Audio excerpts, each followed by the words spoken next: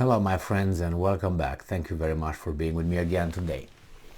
Well, finally some good news from that country called Romania, and I wouldn't have been surprised if even on this topic the news were not good. I mean, you never know with these guys. Uh, Romania is a very rich country in resources, or used to be, but unfortunately the weasels up there who lead the country are depleting it, and not much trickles down to its citizens or the nation. This article comes from Sputnik and it's from the 26th of October 2022. This is the title: Romania's gas storage facilities over 95% full. No problem expected in winter, Minister. But nevertheless, they will still probably increase the price of gas, natural gas, and others, because that's the way they are.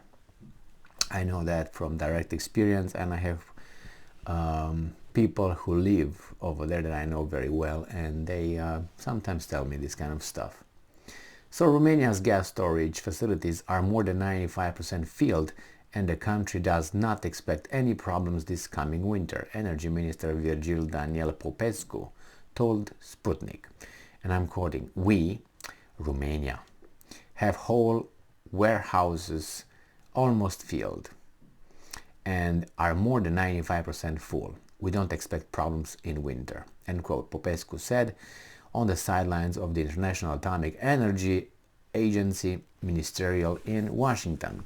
When asked about the forecast for the winter of the next year, he said, "We'll see." Why? And I'm quoting, "We are not dependent like others on Russia. We have our natural gas, our Romanian gas," he said. The minister also said Romania wants to have alternative routes and sources of supplies because they saw the issue with relying on Russia.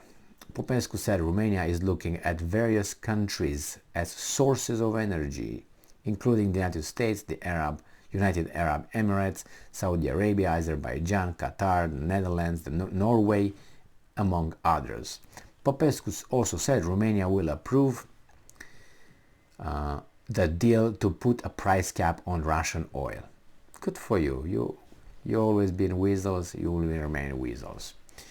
Great. But we find out that Czech Republic gas storage facilities are 89 full. So that's good, I think, as well.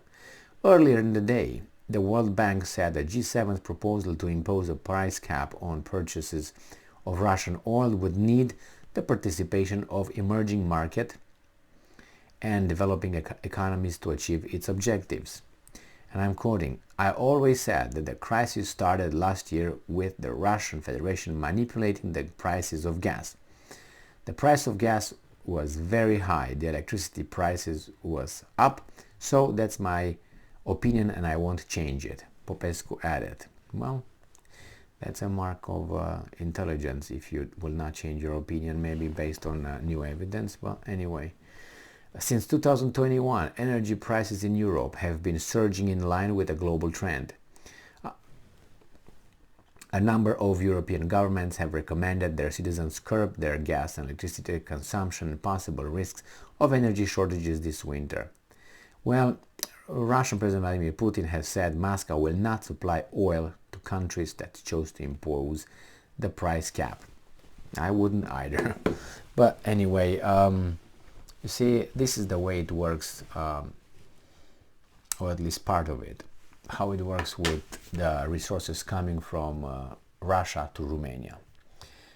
There's a, I would say, well-known video, if you pay attention, when I think Putin, I don't remember if it was at a NATO summit in 2008, Putin is asked by it's on the internet, and he makes an offer that Romania cannot refuse. I think that's kind of like a title. And a weasel Romanian reporter asked Putin if he would give Romania cheaper gas or something like that, will deliver. And Putin looks at the reporter and said, "Look at me. please, you're Romanian. He said, you're from Romania, right? Okay. He said, please tell, and he names the president of Romania at that time. He said, I think he was prime minister at that time, Putin. He said, go and tell your president that I will, Russia, Gazprom, I think it was, will deliver, I think it was about gas. I can't remember if it was gas, I think so. He said, we will deliver to Romania the cheapest gas that they can ever buy anywhere. Only one directly from Russia to Romania. From Russian government to Romanian company, from Russian company to Romanian company. On one condition, no intermediaries between us and the state-owned gas company of Romania. You know why? Because, and he said, put this and tell him that I'm going to give him the best price unless there's no, and he said, and see what he says, something like that, and see what he's going to say about it. Why? Because this is the way it goes. This is Russia, this is Romania. In between Russia and the Romanian, let's say, main company or a state-owned company that would distribute gas in Romania, there are multiple people that Russian gas comes here. This guy raises the price, goes further. The next one, this guy raises the price so he can make a little profit. And another one, you go through like 5 companies, and the price gets, when it gets to the Romanian, to the Romanian company, the national company, it started here, the price, and it ends up here. And then when it gets to the population, it gets from here, not from here. And Putin knew that, and he just called out the Romanian, how do you call it, corruption, which runs in Ukraine. That's why when they talk about Ukraine or countries in that area, I know how things are done. It's not much different. They speak different languages, and their culture varies a little bit here and there. But corruption, it's rampant. It's over there, and it's in your face. It's not like they have to hide it. That's why when these weasels from here go over there, those guys are just, how's that, running circles around them or something. They do whatever they want with these guys. Whatever they want with these guys. These are naive as shit. And that reminds me of the first meeting between Khrushchev of Soviet Union and Kennedy of United States of America, and I think they met the first time in Vienna, if I remember correctly. I can't remember what time that was. 61, something like that. Anyway, so they met over there and they had a conversation face to face.